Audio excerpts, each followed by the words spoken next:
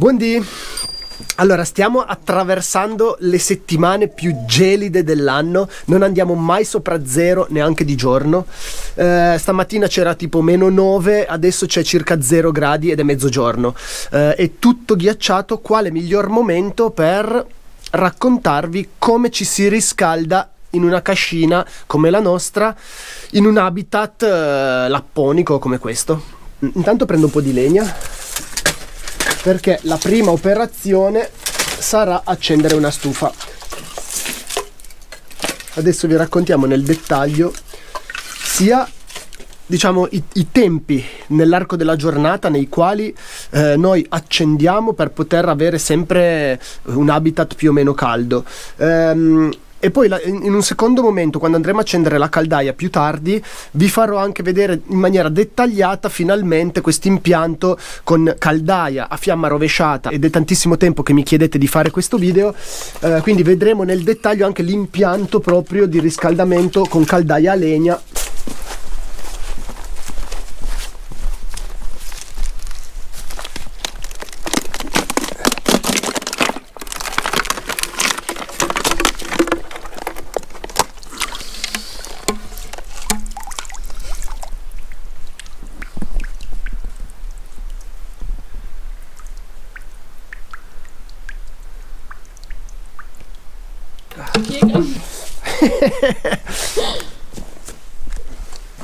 I cani possono bere di nuovo.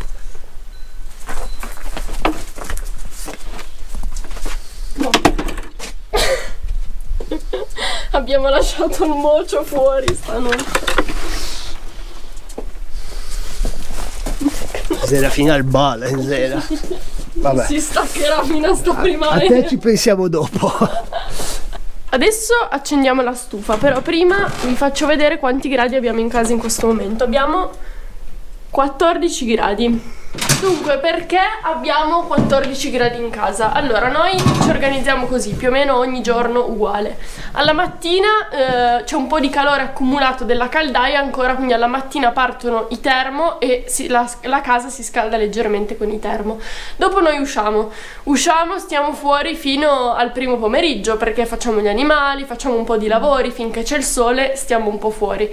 Rientriamo in casa nel primo pomeriggio e la prima cosa che facciamo quando rientriamo è accendere la stufa. In casa ci sono 14 gradi, quindi sì, fa freddo, ma non è una temperatura così terribile, e accendendo la stufa, con questa stufa qui, nel giro di un'oretta e mezza già qui in cucina si sta da Dio. Fa caldo, questa è una stufa di ghisa che appena accumula un po' di calore scalda tantissimo l'ambiente. Teniamo la stufa accesa fino al pomeriggio un pochino più tardi, quando poi andiamo a accendere la caldaia, e poi pian piano lei la facciamo spegnere e subentra poi il calore della caldaia. Noi siamo abituati a non avere temperature troppo alte in casa. Quando noi abbiamo in cucina 18 gradi, che è dove stiamo finché non andiamo a dormire, e in camera 16, 17, stiamo già bene. Più di così abbiamo caldo, cioè non sopportiamo proprio. Quindi insomma, teniamo una temperatura che magari per alcuni può sembrare bassa, ma per noi 18 gradi è più che sufficiente.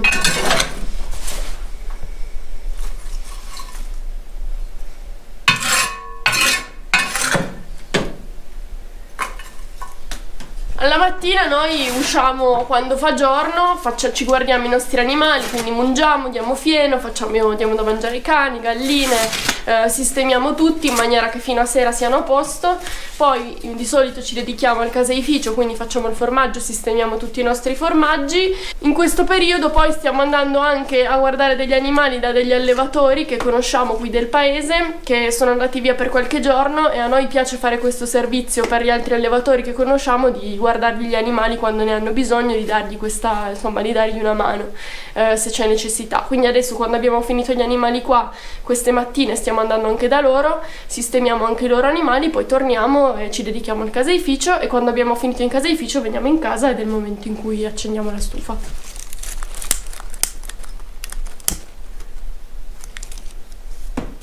Dunque, accendere la stufa può sembrare una cosa banale per chi magari è abituato a farlo ogni giorno, però in realtà è tutt'altro che facile, perché va preparata bene, ci vanno i materiali giusti che bisogna essersi procurati durante l'anno e raccolti, magari cortecce, pigne, qualcosa che aiuti l'accensione, altrimenti non si accende, e quindi ci va attenzione.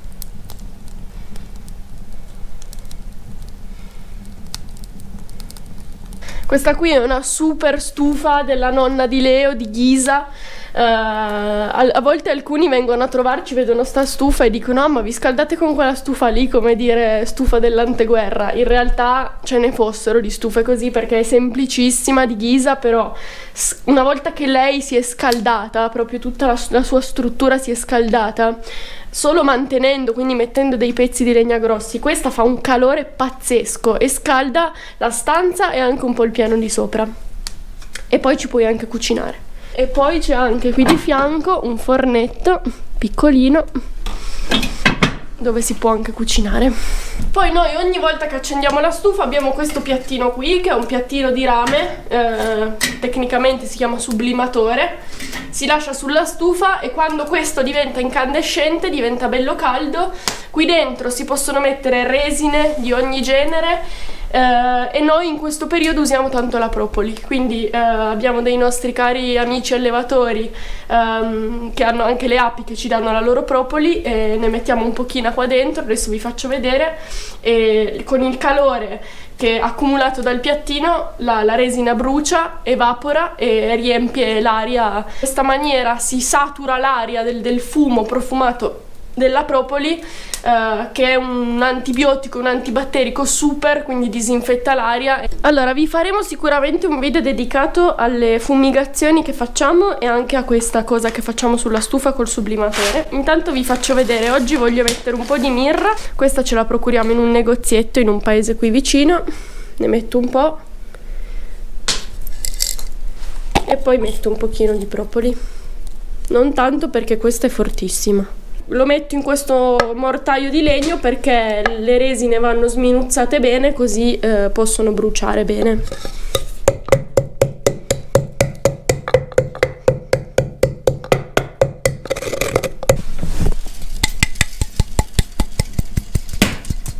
Da qui in avanti c'è un profumo che è indescrivibile, però voi non lo potete sentire. Dunque, nonostante che qui il tubo della stufa è inclinato, fuori c'è un altro tubo di acciaio coibentato che è largo 25 cm, quindi è grosso ed è dritto, e quindi la stufa tira tantissimo. Questo tubo qui, che essendo inclinato così a volte capita che si sporca un po' di più, noi una volta al mese circa lo togliamo, lo puliamo bene e lo rimettiamo, così almeno si risolve tutto. Allora, ultime ore di luce della giornata, il sole è sceso. Adesso la temperatura in cucina, dopo ve la faccio vedere, è già tiepida da tutto il pomeriggio, quindi si sta da Dio in casa. Allo stesso tempo comunque noi partiamo ad accendere la caldaia, in modo che pian piano lasciamo spegnere la stufa e la caldaia subentrerà. In questo modo abbiamo ottimizzato il consumo e l'uso della legna in questi ultimi anni. Abbinando stufa a caldaia riusciamo a risparmiare un 30% di legna rispetto a una volta che usavamo o solo stufa o solo caldaia. Abbinando queste due soluzioni c'è un risparmio grande di legna oltretutto. Allora, questa è la nostra Fröhling S4 Turbo. Fröhling S4 Turbo, caldaia della Madonna, proprio caldaia incredibile. Sono 10 anni che funziona paina mustria, si dice dalle nostre parti, e mai perso un colpo, mai avuto un problema, impianto eccezionale, molto semplice. Adesso ve lo mostro tutto nel suo complesso. Allora, qua si carica la legna.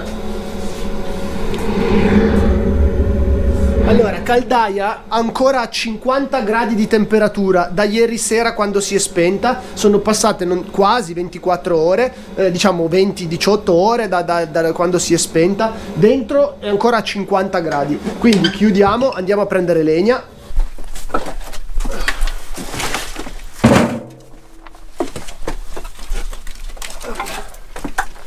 Siamo a metà gennaio. La legnaia è ancora più di metà, quindi siamo abbastanza in bolla quest'anno. Diciamo che noi avremo questa situazione, diciamo avremo necessità di accendere la caldaia ancora per tutto gennaio sicuramente, forse in base alle temperature come vanno una parte di febbraio, poi da lì, da metà febbraio in avanti, noi solo con la stufa, senza accendere più la caldaia, riusciamo ad arrivare a fine stagione. Consideriamo che qui ho già visto nevicare al 1° maggio, quindi la stufa funzionerà sicuramente anche tutto marzo e tutto aprile, però senza il supporto della caldaia. Ci serviranno più o meno 2 carriole scarse come questa, la seconda un po' più scarsa al giorno, va in questo periodo. Al suo interno questa caldaia ha semplicemente una ventola che io vado a spegnere in questo momento mentre la carico.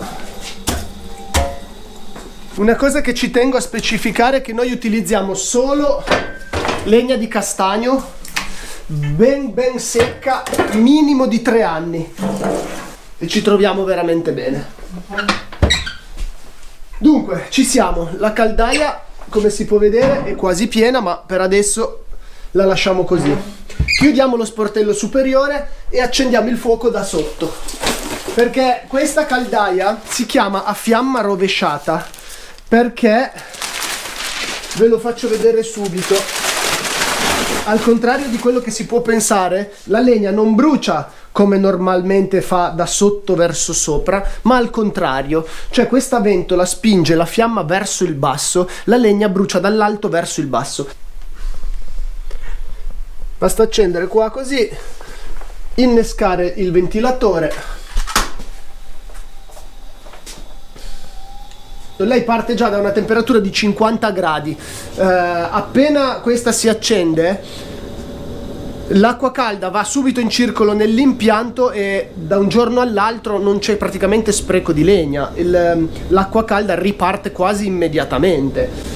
Cosa succede? All'interno di questa caldaia gira dell'acqua che si scalda alla temperatura necessaria.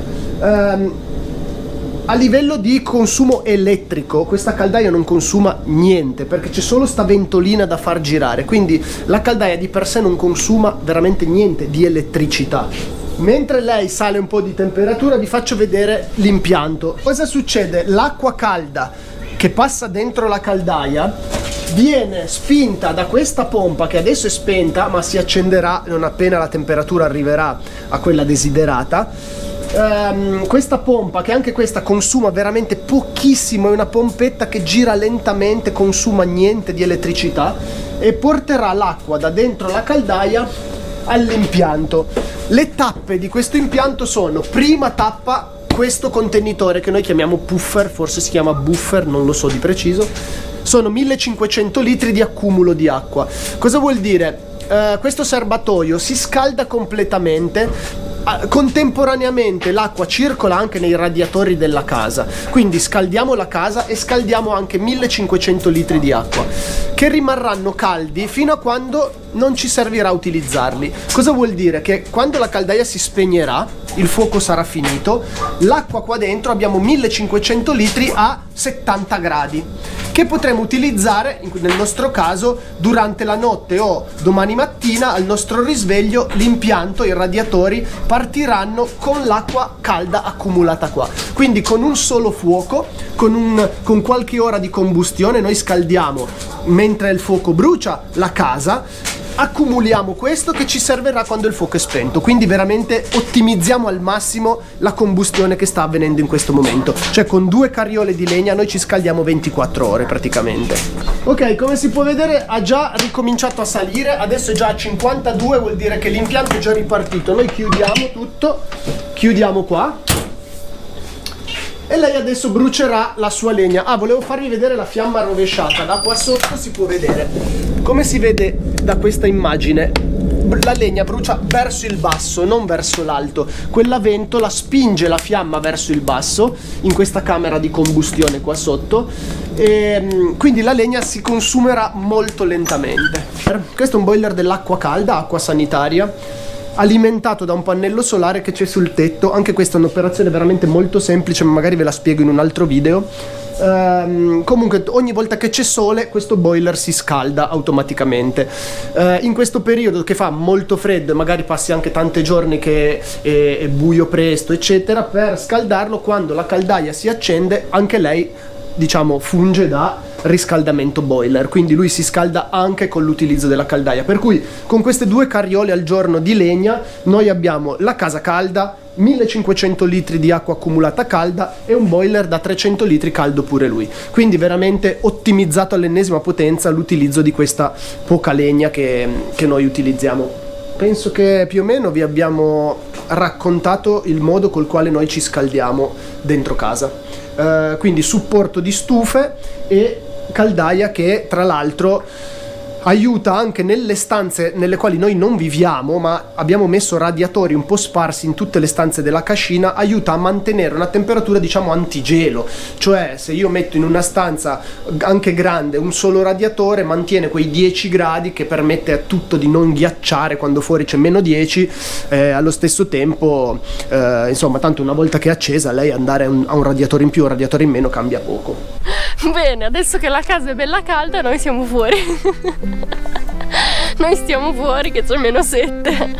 No, allora bisogna dire che noi fuori stiamo bene, passiamo tanto tempo fuori, anche adesso che fa freddo. A noi il freddo piace proprio, ma ci piace, cioè noi passiamo l'estate a dire che non vediamo l'ora che arrivi il freddo, e poi quando il freddo arriva ce lo godiamo alla grande, quindi stiamo tanto tempo fuori e quindi anche il nostro corpo, diciamo, si è abituato a tollerare anche temperature basse, e anche in casa non ci piace avere i 25 gradi magari che alcuni hanno. C'è da dire che stando tanto fuori anche a basse temperature, quando entri in casa, per poco caldo che c'è, stai subito bene. A noi capita di entrare in casa che magari ci sono 15-16 gradi, che non si è ancora scaldato del tutto, però noi già stiamo bene, non sentiamo freddo da battere i denti. Un'altra cosa che c'è da dire è che noi non ci ammaliamo mai, quindi anche questa cosa che uno a stare al freddo si ammala dipende magari. Noi ci siamo abituati a stare al freddo e non ci prendiamo raffreddori, o sai, quei raffreddamenti da caldo-freddo non ci capitano. Quando sono arrivata qua Leo me lo diceva, ma io non ci credevo all'inizio, perché io quando sono arrivata qua dicevo ma a me piace il caldo. Io sono arrivata qui e ho messo le mani avanti. In realtà poi ho imparato a amare anche il freddo, e devo dire che oggi proprio uscire e respirare aria fredda, pulita, mi piace di brutto. Quindi questo vuole essere anche un po' un invito a rivalutare il freddo, che a volte, diciamo, può essere subito, può sembrare una cosa fastidiosa, può sembrare una cosa un po' scomoda, però ha delle risorse incredibili, può essere insomma una cosa molto bella anche imparare ad apprezzare il freddo e a viverlo. E che dire? Parvezze.